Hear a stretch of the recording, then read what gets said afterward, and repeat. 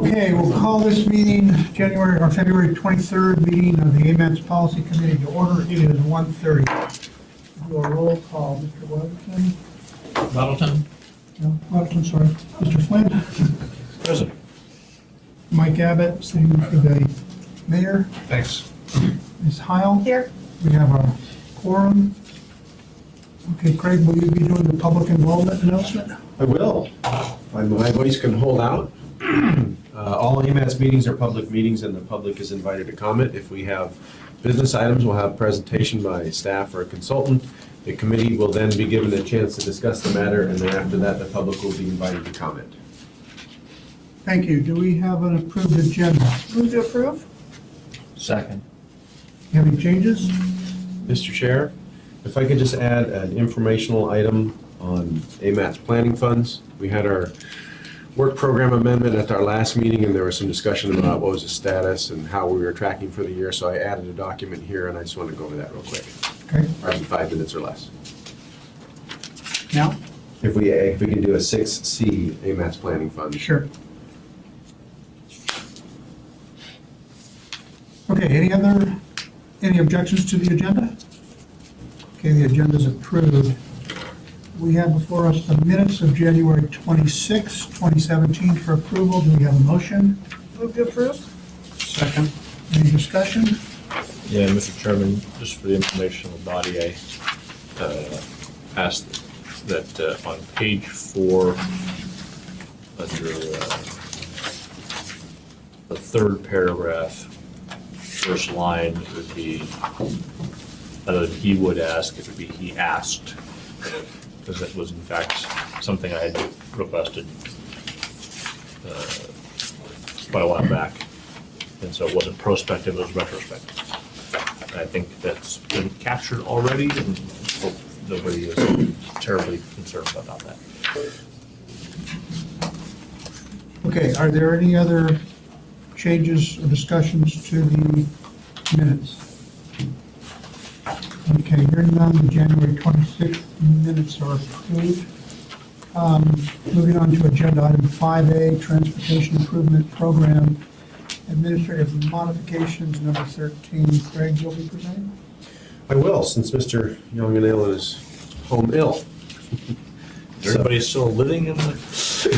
Well, he's DOT, but we didn't really share. He got it over there by himself. So basically what we're looking at is, again, administrative modification, which it used to be called a minor amendment. So we have some relatively minor changes to reflect what was actually obligated. We have some changes in Table 2, which is the HSIP program, which is, again, outside of the AMATS allocation, but it is included in our TIP because it's federal surface transportation funds, so it has to be included there.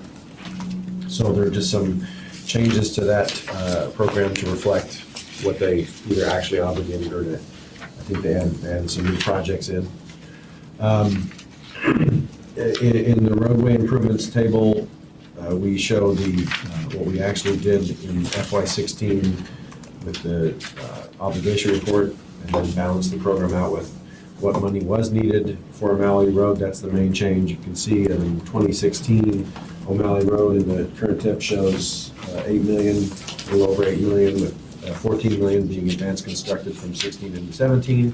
And so we actually did more money. We had more money freed up in 16. So 14 million went there instead of the 8 million. So that reflects how much, just is showing what we did in the actual obligation report as opposed to what we had originally planned. In table 4 and 5, what occurred was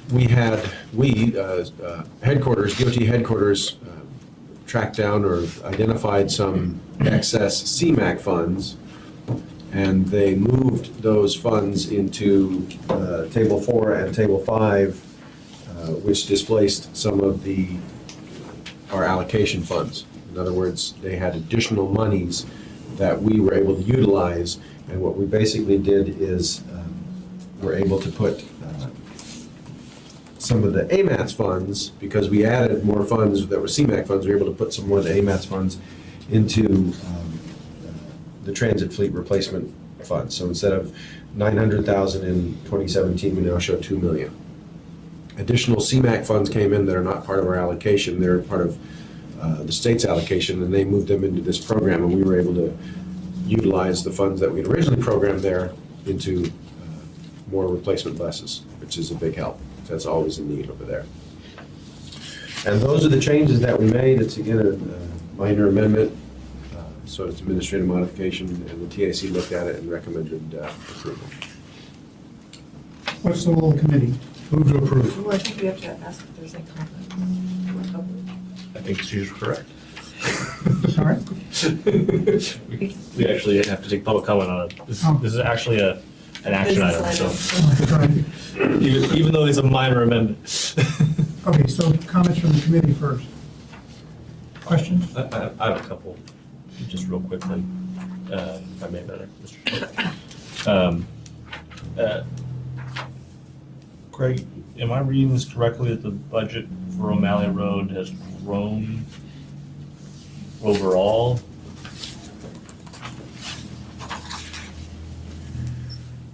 I would have to do the actual math. I can do that here in just a second.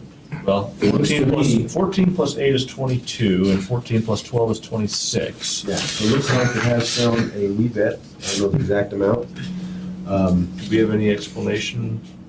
I don't know if Mr. Kemp knows. I honestly don't know for sure what occurred on that. At the TAC meeting, they said that the bids came in higher than anticipated. Really? And I apologize, I was sick for that TAC meeting, so. Yeah, everyone said, that's amazing to me. For the first time in 4 years that that's the case. The dirt job has been Right. missed by a factor of $5 million, That's, $4 million. yeah, I'm stuff. not sure about that, because Aaron gave us an explanation of these yesterday. You didn't say that? Because I could be wrong. I always remember some part, there's something in here about bids, but I don't know which one. Wow. Wolfgang, do you remember from yesterday's discussion? Yeah, I think on the original plan, we had neglected to do some dig outs on it, on some of the areas along O'Malley that kind of got added in late in the game. So those were added to addendums in the bidding process. So I think it was additional dig outs that we wanted to make sure that we had a full dig out on the structural section that would be able to meet that 20-year life expectancy. So it's a scope expansion. Yeah, just a little bit of scope creep to make sure again that we had a really good solid structural section of A that. little more than a little bit.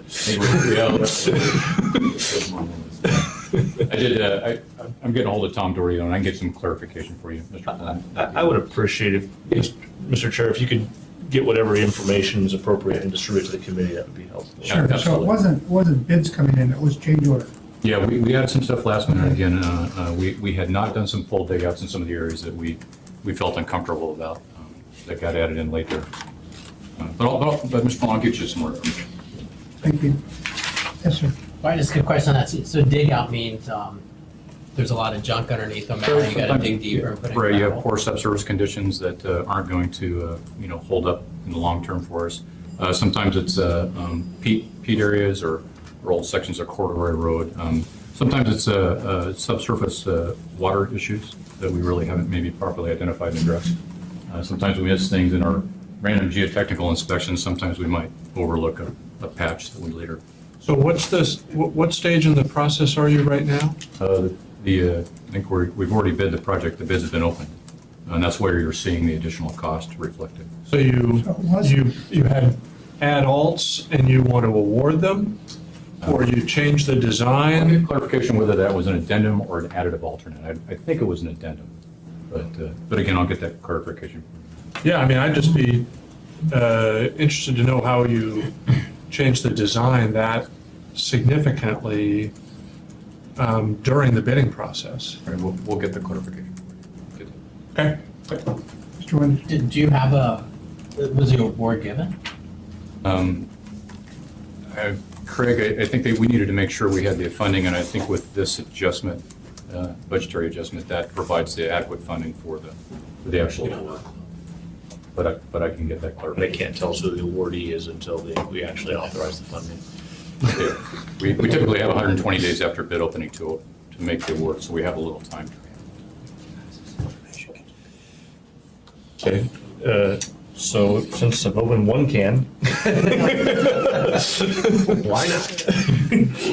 So we'll get this information to Craig, and then Craig will distribute it. Yeah. Thank you. So, Mr. Yes, Chairman, similarly, I was surprised at the change, and I know this is not our funding, it's HSIP funding, but it's the change to Jewel Lake Road and 88th, from 88th to Strawberry. What caused that? I'm sorry, I have absolutely no idea on that.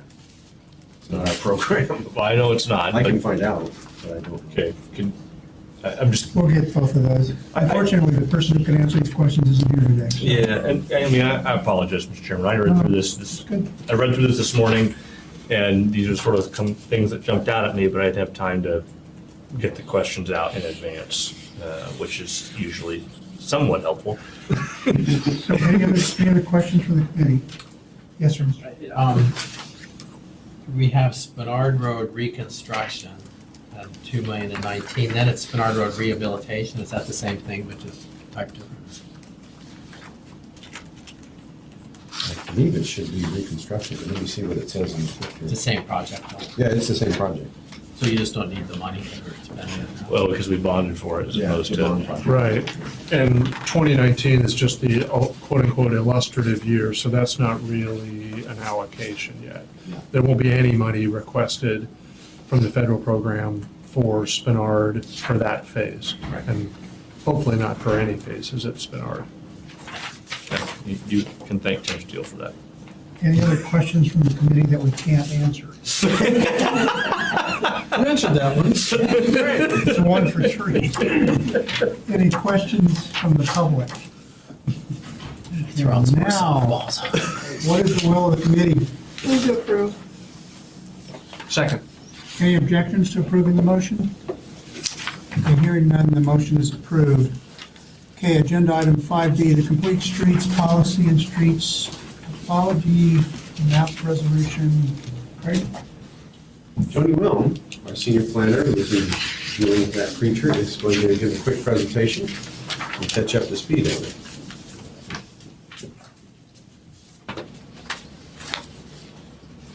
All right, thanks. Yep, my name's Joni Wilm. I'm a senior planner with AMATS. I'm also the bike ped coordinator for AMATS. And thanks for being here today to hopefully approve the resolution to begin work on a complete streets policy and a street typologies map. This is a presentation that I gave to the policy committee at the folks that were at the work session in January. And we thought it'd be a good idea to just briefly go through it again before you make a decision on it today for the folks who couldn't make it. So just a complete streets, and we will dive right in. Try to be quick. More. Very quick. Or is it on? Maybe it's not. Sorry about that. We'll try to be quick, but. Or something. Okay, excellent, thanks, Lori.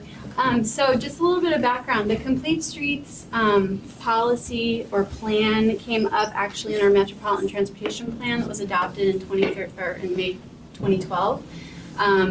And that plan recommended that we develop a Complete Streets policy or plan. It also recommended that we develop a process to implement street typologies. Secondly, our official streets and highways plan that was adopted in June 2014 recommends the creation of a street typology map. This plan actually has in it street typology descriptions and design recommendations in it, so that's already been adopted. And then finally, just around the country, complete streets have been adopted in all 50 states, including Alaska. 986 cities. The two Alaskan cities that have adopted policies are North Pole and Fairbanks. Just a definition, what are complete streets? They're defined as streets for everyone. This is from the National Complete Streets Coalition website. They're designed and operated to enable safe access for all users. These include pedestrians, bicyclists, motorists, and transit riders of all ages and abilities. And a lot of people have an idea of what complete streets look like. They think that they include all the bells and whistles like bike lanes and wide sidewalks and curb cuts and everything. But there's actually a lot of functioning complete streets that don't have all of these things. So we'll just run through a couple examples. These are also from the National Complete Streets Coalition website. So here's an example of a rural route with a shared path. It's comfortable space for both pedestrians and vehicles and bicyclists. Here's an example of a street that provides really good access for ADA accessible folks. This one's also dog friendly. Here's an example from Seattle, contraflow bike lane. You have the, is there a pointer on here? Is it the gas thing? Okay, you got room for the vehicles. You've also got the contraflow bike lane. You've got sidewalks, curb cuts. Here's a simple example. It's a rural route. You've got a nice paved shoulder for pedestrians and bicyclists.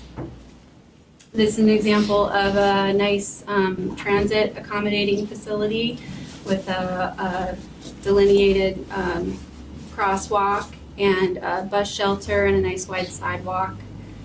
Here's an example of a small town main street. This one actually has a lot. This one kind of is a typical, has all the bells and whistles on it, but you've got your 2 travel lanes, your designated bike lanes, and parking spaces on both sides. You've also got wide sidewalks, and this one happens to be next to nice store frontages for pedestrians. This is an example in New York City. It's a one-way in an urban environment. You've got your bike lane, parking, and your travel lane, curb cuts, sidewalks, crosswalks. And then finally, we have some examples of these in Anchorage and Eagle River that we wouldn't think is a complete street, but actually the way it's designed, it encourages slower vehicle speeds, and it just naturally is a more comfortable space for pedestrians and bicyclists and vehicles to share. So why do we need a complete streets policy? We need one because we want to make sure that the entire right-of-way is planned, designed, constructed, and operated and maintained in a way that is safe for all users. A couple things of what complete streets policy is and what it is not. It is a high-level policy direction. It's a change to everyday decision-making. It represents an incremental approach and has long-term results. What it is not is a design prescription for all streets. It's not a mandate for an immediate retrofit of streets, and it's not a silver bullet. There are many considerations that need to go into play when you're designing a street. And finally, we want to make sure that we hammer this home while we develop the policy to our folks here in our committees, but also the public. This policy needs to consider that there are primary users of some roads, and not all streets can be designed for all users. So a good example of this would be a freight corridor that's mainly designed for freight. It wouldn't behoove us to try to make that a complete street for everyone if it has a specific function. This is a table from our official streets and highways plan. So what we have right now are street classifications. So those are basically just freeway, expressway, major minor arterials, collectors, and local streets. And here's a table just describing what the facility type is and the spacing and lane requirements. So that's what we have currently. What we don't have are street typologies, and street typologies are not additional classifications. What they are is a way of providing more specific information about the street. So they're defining what the street's actually being used for, despite whatever it's classified as.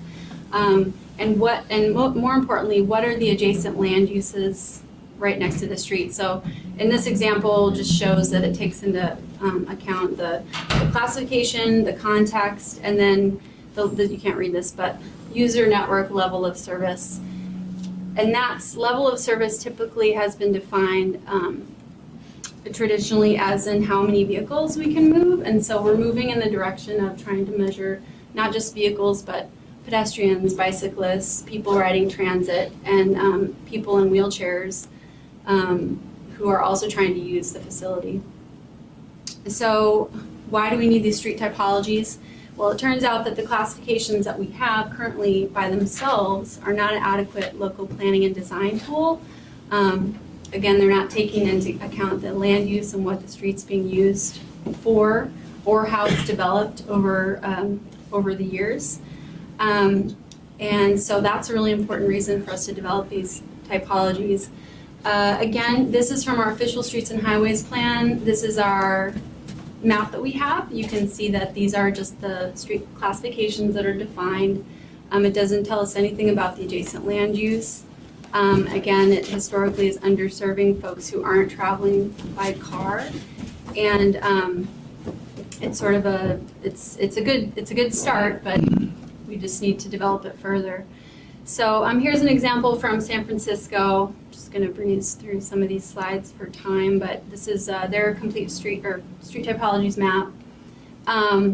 Here's an example from Seattle. It's actually from the DOT, the SDOT website, where they have the classification that like we have. They've also identified their definition of street typology, whatever that is, and then the adjacent land use next to the street. These are the street typologies that are defined in our existing OS and HP. We've got these categories over here. We don't typically, or we don't necessarily need to stay with those. We could amend those as we work through the policy, but they're a good starting place. And as you can see, these are from the plan. This shows the street typology, some primary and secondary design elements, and then they also include some design recommendations for ideal traffic movement. And these are just, we have these already in our OS and HP. So again, what are the benefits to Anchorage? Well, one really important benefit, I think, and especially as hitting home this year as we have all this snowfall, is it'll really give us an opportunity to coordinate our maintenance strategies with all the different transportation planning departments and provide a better way for us to maintain our streets in the winter. We are hoping to, or we're not hoping, we will be working with these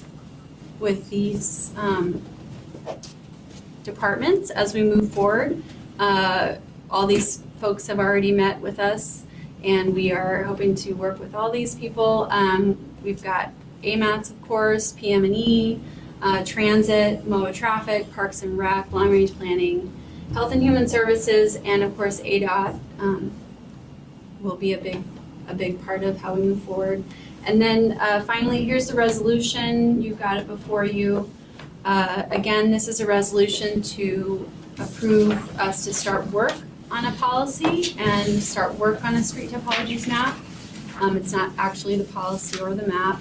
And again, this was approved by the Technical Advisory Committee November 3rd. It was also presented to you on November 17th, and at that time was requested that we have a work session, which we had in January. So I think that's it. Any questions? Did everyone Jody. sleep? I have a question on this. So that the 9 different items here that are in the resolution, aren't we doing all 9 of those now? The 9 different items. I think you're looking at a different document. Do I have the resolution? Do I have the resolution in front of me?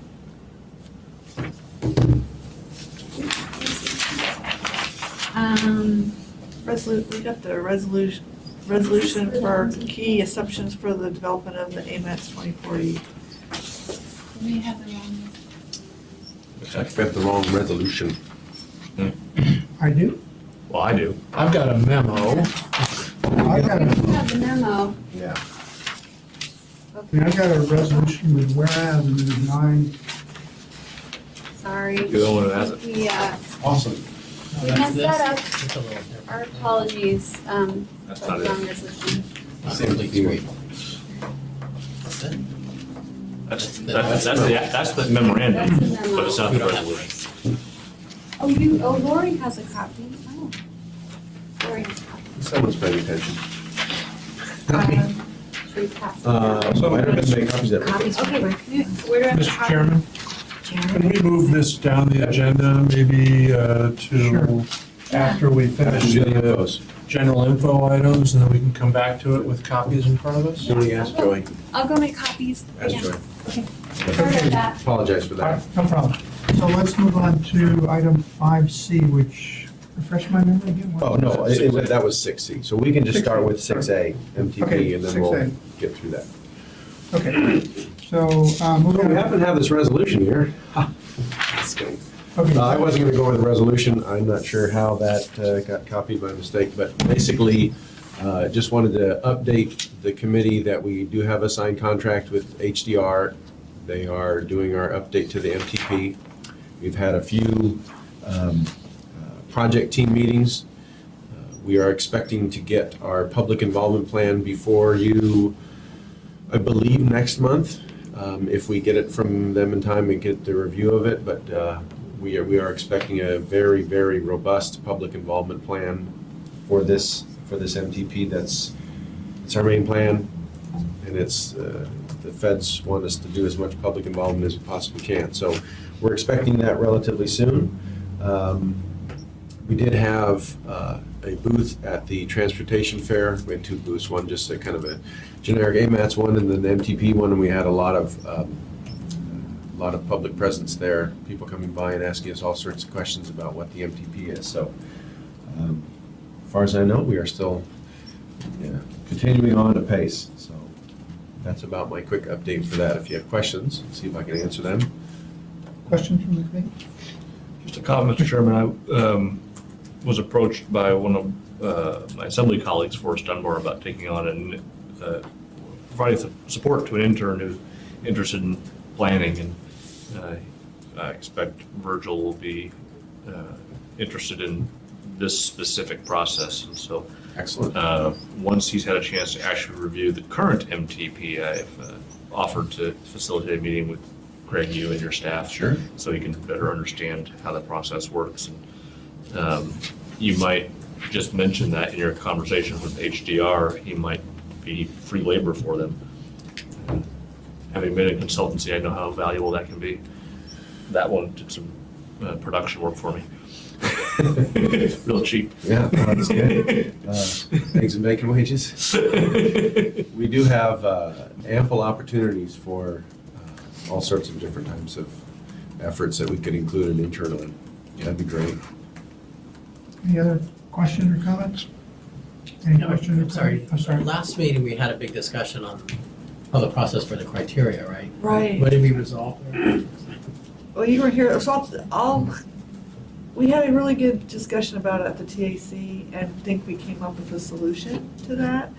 And that is the Citizens Advisory Committee is going to be working on a lot of these topics. And while they're working on it, there will be links on the webpage that if anybody has comments or questions regarding the material, to send them to the Citizens Advisory Committee members, or staff will get it and get those to the Citizens Advisory Committee through the whole period of time that they're working on it. They'll constantly have it open and we'll take comments on the material that's posted. Then once they're done working, it'll come off. They'll bring it forward their recommendation, and all that will have an opportunity for people to comment on while they're working on it.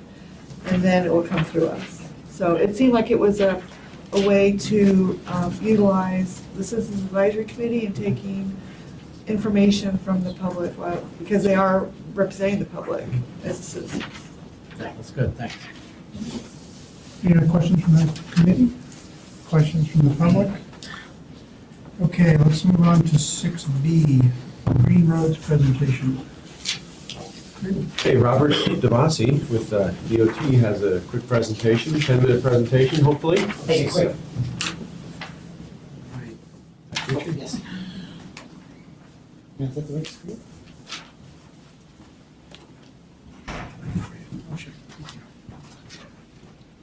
So, my name is Robert Devasi. I have the pleasure to serve for the Department of Transportation and Public Facilities, and I'm here to kind of introduce, so I can stand in a good spot, Green Roads to everyone. Kind of introduce it. It's been being used for the past 5-6 years now in the lower 48 and recently up here in Alaska. Does anyone heard of Green Roads? Can you read my slides? Has anyone heard? I have a few handouts as well that we can hand out to everyone, that you can bring home with you. Is that it? No, it was on the right screen where it was kind of a, do you have the slide screen?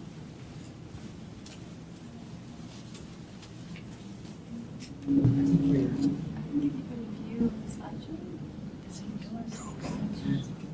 I'm gonna share two screens.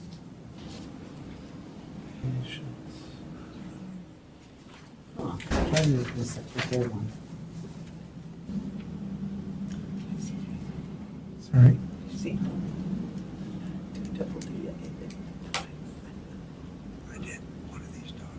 Oh, I mean, everyone can see.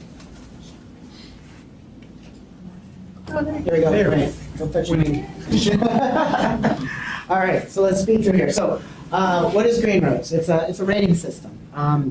It's being used internationally, so it's a one-way for everyone to kind of see what projects are. Has anyone heard of LEEDs for vertical construction?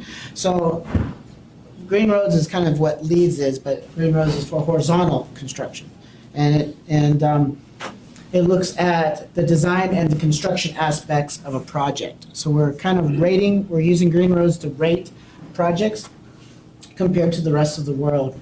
And so there's a manual, version 2 is out, and it's available to everyone. And it's helpful for pretty much anyone, planners, designers, contractors, policymakers. And then there's a website, I'd go there if we had time, but there's a lot of information on their website, including tons of example projects that have been certified, or pilot projects as well. So it's a great website for FAQs, looking at who's used Green Roads and where they've been rated and certified. But what it does is and I'm glad I was able to kind of take the tail of Complete Streets, because there's a lot of elements of Complete Streets in Green Roads. So what Green Roads is doing is it's rating your project, and if you have a lot of elements of Complete Streets, you're going to rate higher. But it lowers initial costs, life cycle costs. It's trying to get you to think more than the minimums, to try to look at different ways that you can improve your project, and in doing so, save money. But I won't read up the slides here. The rating system includes 12 project requirements that you have to meet to be a Green Road. And then your voluntary credits is what you're trying to go after to score points to improve your score to become either bronze, silver, gold, or evergreen certified. And of course, there's a creativity and effort category as well to get points from. So real quick, project requirements. A lot of these look familiar. A lot of this stuff we're doing already. And just to go through a couple, low impact development, LIDs. You have your community engagement, quality control, pollution prevention, waste management. As you notice, a lot of this is in design and construction. A lot of it has to be finished up in construction, and your project is not certified until construction is completed. And utility conflict analysis. So these are the 12 that you have to meet, and as you register, as you get certified is when you're submitting documentation for the Green Roads team to review those documents to see if you are meeting those requirements. Here's some voluntary credits in environmental and water, preferred alignment, and looking at habitat conservation, soil management, runoff flow control. So a lot of this stuff is part of that construction process in design and then through construction, and then oil and contamination treatment. And here's your construction activities. We're looking at work zone health and safety, work zone air emissions, work zone water use, accelerated construction, communication and outreach, local economic development. So a lot of this is things we're doing already, but we can do even more. Or we can go through and pick and choose where we want to accelerate or excel in. Here we got materials and design for recycled, recovered content, local materials. So a lot of information here that categories we can go after, long life design. Utilities and control, utility upgrades, maintenance access, energy efficiency, traffic emission reduction. I mean, these are just a few out of that, out of those categories. And then, of course, access and livability. We're looking at safety enhancements, equality and accessibility, equity and accessibility, sorry. Active transportation, have some of you guys heard active transportation? There was a seminar recently held up here, culture and recreation. So there's a lot of good stuff in here that in the manual has a little bit more detail on how to achieve some points out of these credits. And then, of course, I think Alaska would score well in scenery. And then, of course, creativity and effort. I'm a sustainable transportation professional, an STP. I think there's one other in Alaska, Chris Croft from HDR. And there's 4 levels. I'm going after my 2nd level, but it's one way to get points as well, but it's also to have staff and your project team familiar with green roads. And of course, innovative ideas that we can come up with as well. So they're not just trying to limit you to the voluntary credits, but also to say, hey, what are some other ways that you can make this road greener? And green is not the color of the road, it's more of the color of the money that you're saving. And then local values. And so this is kind of a quick intent of each requirements or categories. You got your project requirements, have a baseline, environmental to promote the environment, best practices, construction, environmental, social, economical best practices for construction. So we're looking at beyond the minimums, materials and design, utility and control, and access and livability. So we want to promote best practices, improve operations, material management, a lot of good stuff. So here's a typical, I like this picture because it reminds me of the turning an arm, but this is kind of a typical rural area of what a green road would look like. As you can see, we're using local materials, natural cut slopes, recycled materials. Looks like a complete street because you have shoulders, which can also be used for bikeways. And then here's more of a rural picture of what a green roads would look like. You have context-sensitive solutions, your LIDs, you got some art, you got your peds and bicycle access, quality construction. And then, so why are we rating it? Well, here's a few resources of where money is saved. I like the work zone health and safety because that's huge if we can save a life or keep people safer. But you also have your recycled materials. You notice there are some of these have upfront initial costs to them, but in the long run, you're saving more than those initial costs. So real quick, screening is free. You can kind of screen your project on their website to see if you would be a green road candidate. And then registration varies based on the time that you register your project, and it varies depending on when you register. It's recommended to do it in design. Certification is at the end of construction, but to get a cost of what certification would look like, you would take your design costs, your engineer's estimate for construction, and then your right-of-way costs. And then here's an example for 16.1 million. It come out a little less than $8,000 to certify it. So what registration includes is kind of a welcome webinar. You list your project on the directory listing. They come up with kind of a target score you would go after. They provide training and resources. And then you have an online access where your rating system is available with your workspace. And then during certification, as you sign proper forms, you're uploading documentation within each category. And the Green Roads team is reviewing those, and usually they provide feedback, and there's a little bit of back and forth until they get the right documentation that they need. And then you are awarded. And the award is displayed, and it kind of shows the public that you are being rated at a certain level compared to the rest of the world on projects. And does this look familiar? So the West Elling Road Phase 2 that goes over the Arctic Boulevard and railroad tracks there was our pilot project that we did. Now we applied for the pilot project in construction just to kind of give us a better understanding on where we sit. And how we do with the rest of the world on projects. And we scored fairly well. It mentioned in the report that we would be bronze certified based on what we had done in that project. Some of the stuff that we did was we reconstructed a road that connected there at C Street and brought it down into Raspberry over by the dome, which is kind of flattened right now.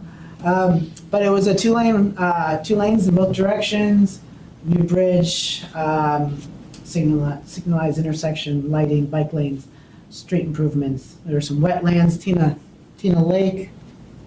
Let's see if I got the, there we go. Tina Lake is right there that we had to kind of keep away from as much as possible. A lot of utilities there at the Arctic Boulevard and railroad tracks. And then, of course, tying into Raspberry with some on-street bike lanes and bioswales and rain gardens. They, at the time, Jim Emerson was the project manager. I was his project engineer.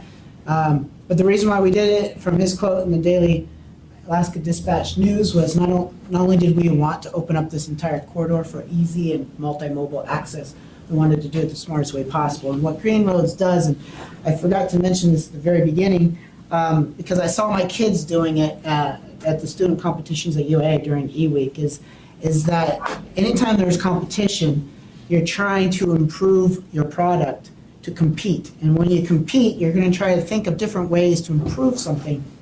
And I saw my kids doing that during the competitions, and this is kind of what Green Roads is doing, is it's trying to encourage you to compete with other projects and get rated on the same rating system. And it gets us finding ways to maybe use local materials, finding ways to use recycled materials, trying to make construction safer, looking at ways that we can accommodate all users, and being able to document it and get credit for it. Because a lot of this stuff we do already, we're just not getting credit for it. The West Dowling Road project, construction cost was $46.8 million. We were the owners, Alaska DOT. HDR was the designer, and the contractor was Granite Construction, which has a lot of experience in green roads from the lower 48.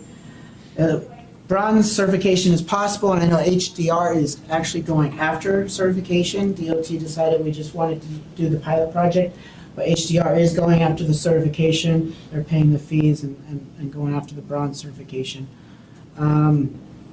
Currently, Seward Highway from O'Malley to Diamond is going to be our first Green Roads project that we're doing with CH2M Hill. We're registering the project and going to pursue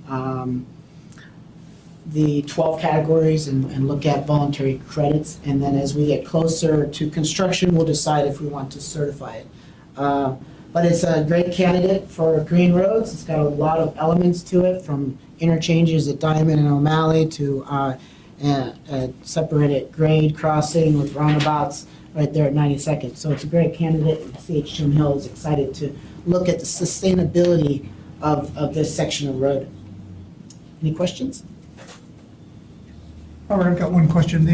I looked over this yesterday, the Green Roads, do other states or other municipalities use that as a subcategory of complete streets?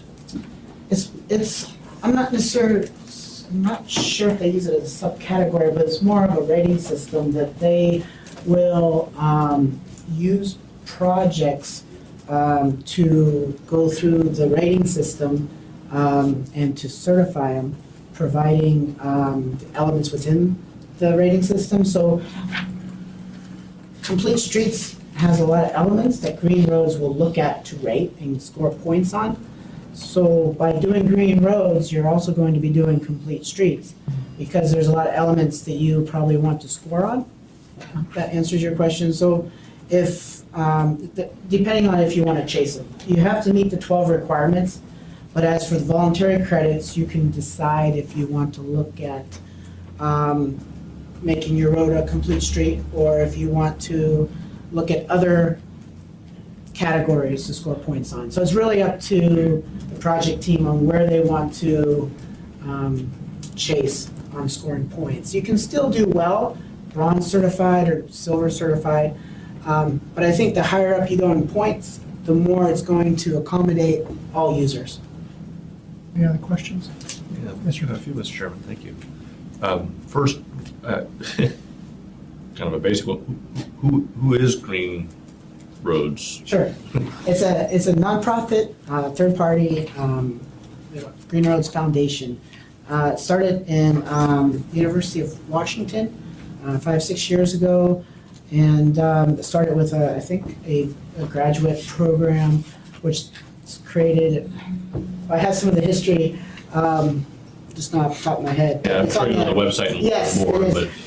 But just a quick synopsis, it's really a third-party nonprofit that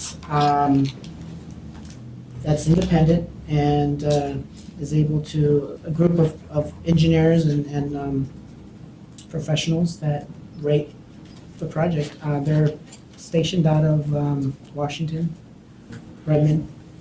And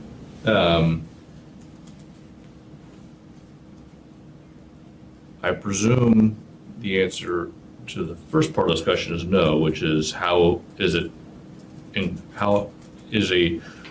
Green Roads ranking incorporated into the procurement process with DOT?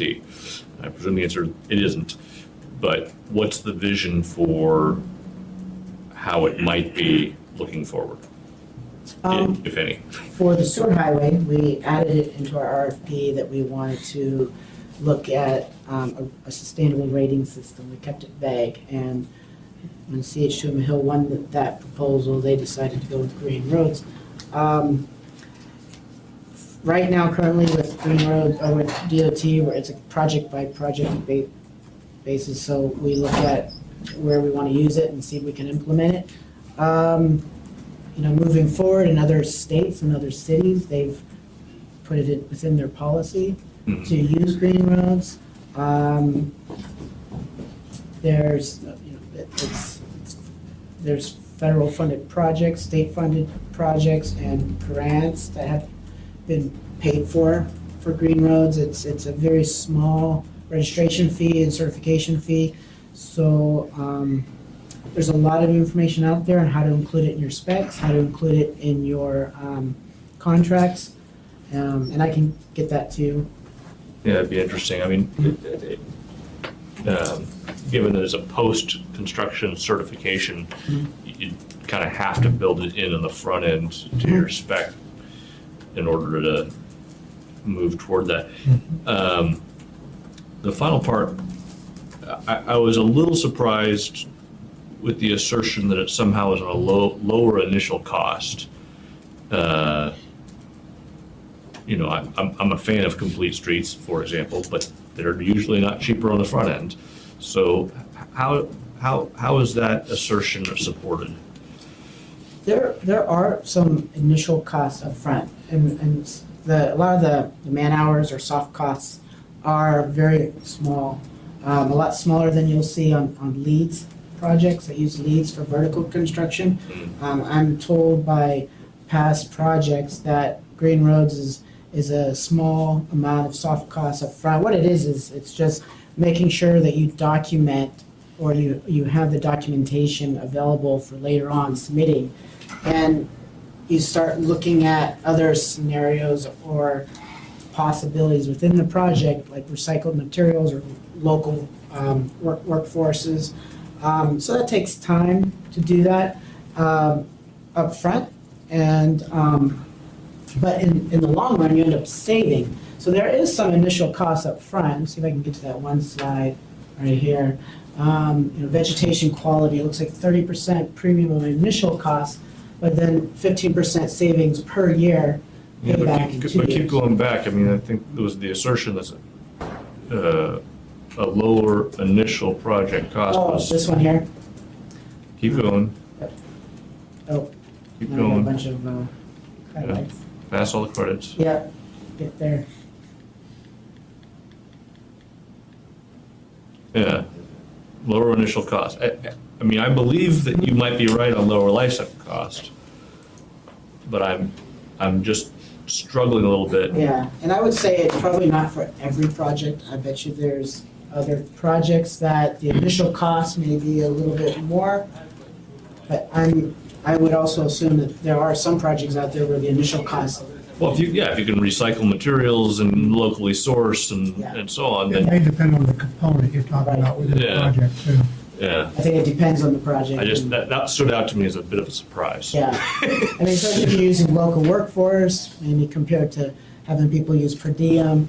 If you're able to use local resources or materials instead of importing. I know we have a lot of glass, recycled glass in the city that we don't know what to do with. One idea is maybe we use it for fill on the Seward Highway.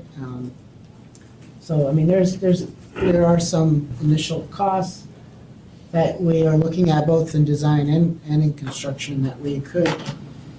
But I definitely agree, I don't think it's for every project. I think there are some that you may end up spending more upfront, but then in the long run, saving.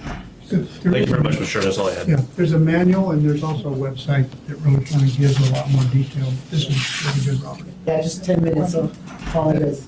Was maybe on that initial cost, when I look at like the Spinard Road, if we stuck with 4 lanes, we would have had to buy a lot more right away by going to 3, which is kind of a complete streets, all this kind of business stuff. Presumably cheaper. And sometimes like this picture, if you don't run a bunch of pipes down and dump it into the drainage system, it can be cheaper. Just get a little switch. But that's more of a hillside thing. Yeah. Put it that way. But, you know, on this, thing, at the end of the day, you build a road and people bike on it, run on it, drive on it, et cetera, and so on, and that's all they care about. And these points are not relevant to anyone. Is it just motivate the engineers to make it a challenge and a game and you do better work, which I can relate to? Yeah, and I think you're right. I think there's a couple different components to it. Yeah, I think, the competition, looking at ways that you can get points, instead of just doing the minimum, getting your project through, you're looking at, well, where can we score? Where can we do better? Where can we get points? And let's take a look at this, let's take a look at this. And you're like, oh, okay, well, this makes sense. Where before, you probably wouldn't have looked further outside the box to see how you can accommodate or save money or use more local materials or recycled materials. So I think it does motivate the design team. But at the end, I mean, with West Dowling Road, there's a sign up on the road that says Green Roads Pilot Project, and then it gets people wondering what that is. I think in the future, you might have people that walk in from different nonprofits to say, hey, we want to see you use Green Roads because we want to know on a international rating system how you're using our money and if it's being used wisely. It's one way to rate a project, It's become similar to what Leeds does. competitive in the vertical world. I know our new fish hatchery out here won the first ever Division Award for Sustainability from the Harvard School of Engineering. So it's very competitive in the vertical, and I think you're going to see that more in the horizontal world too. So, any other questions from the committee? Any questions from the public? Oh, I have one. Can I have a question? Go. Okay. Two things. Oh, I was also going to mention too that I know for our transportation alternative program funding that sometimes also when you're trying to get a project funded with grant money, it helps to have something like this in there because then we can score it when we're going through the criteria and actually award it dollars if you can show that it's meeting the non-motorized needs. And then the second question I had was, if you want to become a green roads professional, is that the title? Right. Yeah. And I know I used to work for a firm in Seattle that helped buildings become LEED certified. Mhm. But is the test mainly or is the certificate mainly for engineers, or can planners and Yep. other people? Yes. Okay. Yes, and the first exam which I took is kind of gives you the overall what Green Roads is what you're tested on. The second level, which I'm taking now, is kind of goes through the manual. So you have to be it's like 100 questions in 2 hours, so you have to be very fluent on what's in there. So it betters your team. You're more familiar with both Green Roads and the manual, and then there's a third and fourth level. I'm currently sitting on the advisory council for Green Roads as a volunteer, and I think it's it's a way that we can start changing the way we construct horizontal construction and be more sustainable, build things that are more sustainable, that will last longer, and use the money more wisely. Thank you, Robert. Any other questions from the public? Okay, I believe we have now 6C. Craig? Yes, so, Mr. Chair, last month, I believe we had a work program amendment at the end of the year where we talked about needing to be under 110% in the task, et cetera, and there are a couple of committee members that asked, well, where are we actually? So, and also asked, can we have a quarterly report on this? So this is a first blush at where we are percentage-wise. It says at the top, Municipality of Anchorage 2016 Unified Planning Work Program. You can see the tasks on the far left and the percent of total PL task expended on the far right. And again, as I said, we can be at 100, we have to be under 110% in each element in order to get reimbursed by Federal Highway Administration.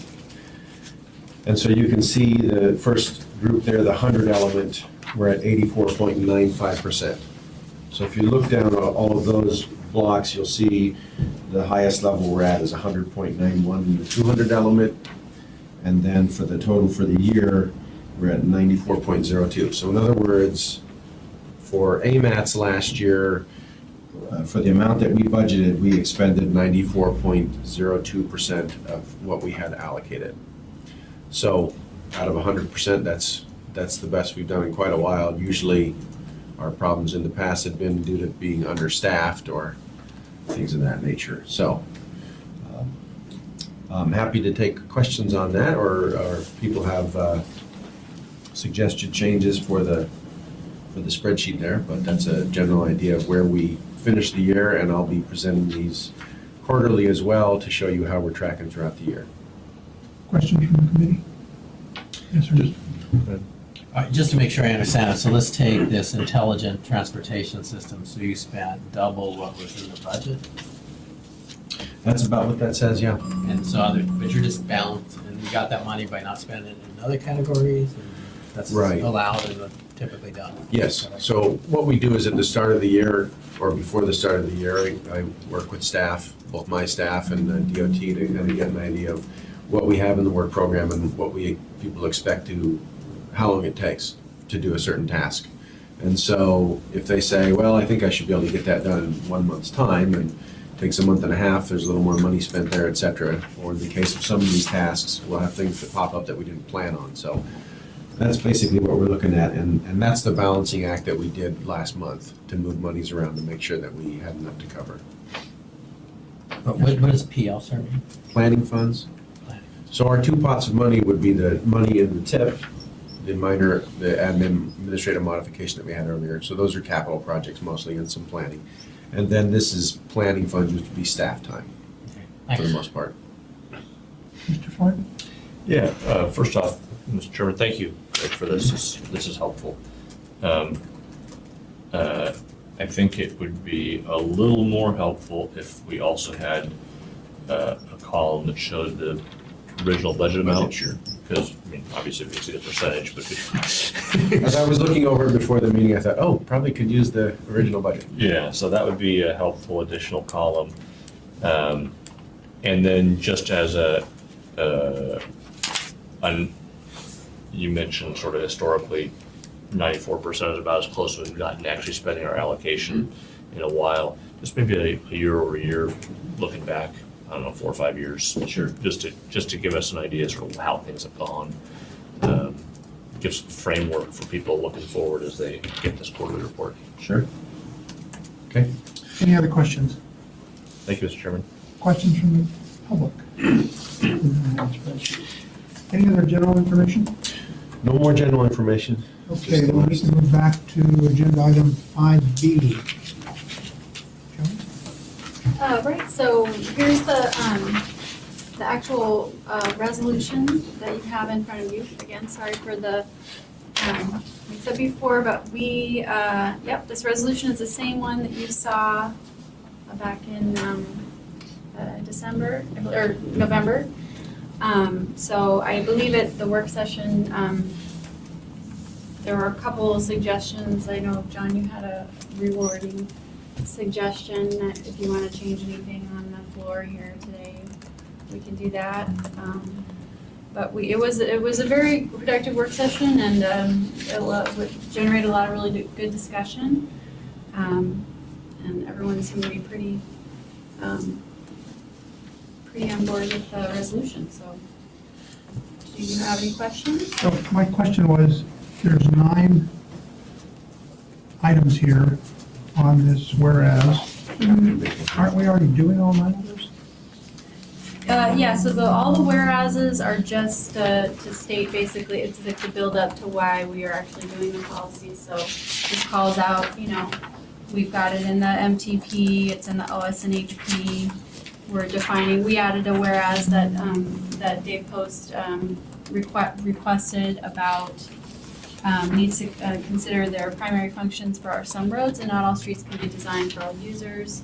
So that was a whereas we added after initial review by the Technical Advisory Committee.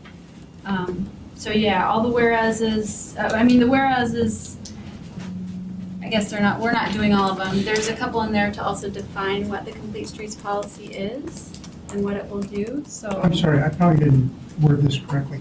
The 9 items that are listed here under the 1, 2, 3, 4, 5, 6th whereas. Oh, so the definition, I gotcha. Yes. Aren't Okay. we doing all those things already? I don't want to say that we're not doing those things. I think we could do a better job of doing those things. Certainly, we can do a better job of integrating our transportation projects to serve all users. I think typically Maybe I could speak to that if I could. So I'm supportive of this resolution, by the way, Johnny, thank you. I know it took a lot of work to put all this together and work through the process. We had a conversation at this committee level prior to your tenure relating to Gamble Street specifically from 3rd to 15th. And the fact that frankly it has excess vehicular capacity but is underbuilt for non-motorized transit. Literally telephone poles in the middle of sidewalks. Where it's essentially impassable for anybody who has any mobility challenges. And could we do something different? Not to cast aspersions, but frankly, your departmental representatives weren't particularly supportive of doing something different. Before my tenure, I believe. Yeah, I know it wasn't your fault. So I think what this does is try to take a more holistic approach and give some more serious consideration to, how really do we accommodate all users? Because we are not, to be as frank as I can. And so I think it's a great step. I think there's going to be some conflicts that it creates and have to be resolved, but I think we need to take those on. So with that, Mr. Chairman, unless there's any further questions, I'll make a motion to approve. Down here now. I picked a fight, didn't I? Maybe other comments here. Any other comments or questions? John, you mentioned a edit that I had since then. I think we've gone through fluoride testimony. I don't have a clue what that You have no was, idea what the so heck you- know there was a change that I suggested. I'm sorry, I was hoping that you would Remember it. Somewhere in my notes. I'll have to dig them out, sorry. I think it was just a slight wording change. I'll try to think of it, but I would say you could get all your whereases spelled the same. Pick one.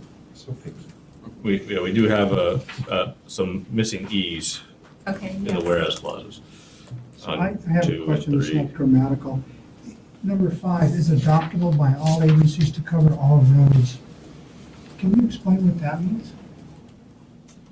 Well, I think what we're trying to go for here, a little bit of what Mr. Flynn mentioned was we're trying to develop this holistic approach. And so I, on our presentation earlier, had highlighted all the departments we're going to be working with.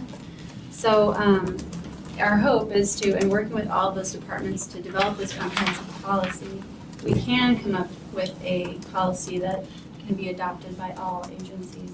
And as I mentioned, we really want to work with DOT, want to work with our traffic department, PM&E, all the different players, Parks and Rec, so that we can develop something that works for everyone. We're not trying to develop a policy that only AMATS can use, although our initial effort will be to develop the policy that AMATS will pass, but in the hopes that eventually other organizations could also adopt it too. We're not saying they have to, but it would be our hope that they would. So was this the first time you'd heard, I'm assuming it's not the Green Roads?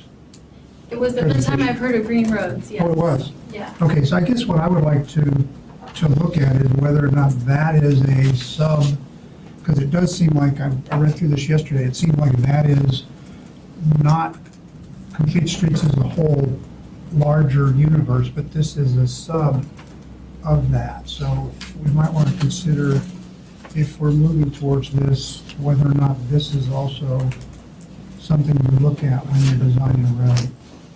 So you're saying to integrate the green roads into the Complete Streets policy? Well, I think we should look at it. I just read it yesterday, so I'm just, I think yeah. that's a good idea, Yeah. yeah. Any other comments from the committee? Any comments from the public? Yes, sir. Gary Katzian, Kittleson Associates. As a practitioner, I think getting some agreement throughout the region of the context of each of the roadways within the environment will help with the design and explanation out to the public as well, because just because they were before we went with just functional classification as kind of the template for what the road should look like. And a major arterial with very little around it can be designed and should be designed a lot different than a major arterial in a highly dense environment. And so I think this process will help not only the design community, but it will also help the public in moving forward with seeing how this all fits in. Because it's what we actually do on a daily basis. It's just, I think it's just memorializing it or putting it in to say that we're actually recognizing it. Because I know this discussion came up under the last MTP when we were talking about this, and everybody said, well, that's what we do on a daily basis. It is per se, but the public doesn't realize that. And I think this helps with that process. So thank you. Thank you. Any other comments? Okay, what's the will of the committee? Mr. Chairman, I'll move to approve. Second. Any objections? Is there an amendment to it to add the Green Road item in it? I just asked a question. Well, I don't think that, in my opinion, Mr. Chairman, that's not necessary. What this is doing is basically saying, go forth and create a policy. And I think the chairman's comments were very appropriate, that Green Street should be part of that consideration, but it doesn't need to be amended into the Okay, resolution, in my opinion. just a question. Okay, any other objections? Okay, hearing none, the motion is approved. Okay, I believe the floor is open for comments from the committee. Well, Mr. Chairman, in the instance that we have no business items next month and we don't have a meeting, it's been a great 9 years. Thank you very much for your patience with me, and best of luck moving forward. Thank you for your service. Wow.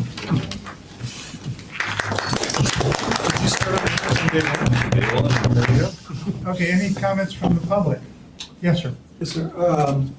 I've voiced this once before, and I know that you're not responsible for maintenance, but I was just at the transportation fair last week, I believe it was, and looked at the design for C Street and for Minnesota, and keeping in mind complete streets. Minnesota might be complete from Tudor south, but from Tudor north, it's really a residential street. And if we're going to completely redo the pavement on that street, we should also think about pedestrians that have never been thought about in the past. you can go out and look at it today, and there's no way a pedestrian can use that street, and it's very dangerous to even get across the street from Tudor northbound. The same way with C Street. The person I talked to at the transportation fair said, well, it's a truck route from the port to wherever, but from 3rd through 36, it's also through a residential area, but there's nothing built onto the street to make it conducive to residential. And there again, you go down there today, sidewalks have not been plowed. It's extremely dangerous, but there's a lot of pedestrians. I drive it almost every day. And there's a lot of pedestrians trying to use it, and it's dangerous. So if we're going to spend a lot of money in the very near future on those two streets, why don't we have a pause and say, maybe if we thought about it just a little bit and thought about complete streets from Tudor northbound on Minnesota and on C Street from 3rd to, say, 36. After 36, it really becomes just a roadway. Pedestrians don't really use C Street, but from 3rd to 36, they really do. So we're just looking for some help because these projects are roaring forward, and then next year, the state's going to say, or the city's going to say, well, we just did them. So why don't you wait 20 years, and the next time, we'll talk about it. Same thing as Campbell. When I walk out of the Audi dealership to walk to my house, which is just a few blocks away, every once in a while, I make a mistake, and I go left down Campbell instead of going across and using Cordova, and down 9th to Cordova. And boy, about 12th, I realized that I really made a big mistake again, because it's dangerous. I mean, the sidewalk's a 3-foot piece of sidewalk with telephone poles in the middle. And, even though we have the 4% rule for undergrounding utilities, I think the last time I heard an assembly member mention that was Favon Gemigan in 1999. So, yes, we might have the 4% for undergrounding, but I don't think MLMP believes it. And the Assembly doesn't seem to push it on a regular basis. Thank you. Thank you. Any other comments? Okay, thank you all for your participation. The meeting is adjourned at 2:42.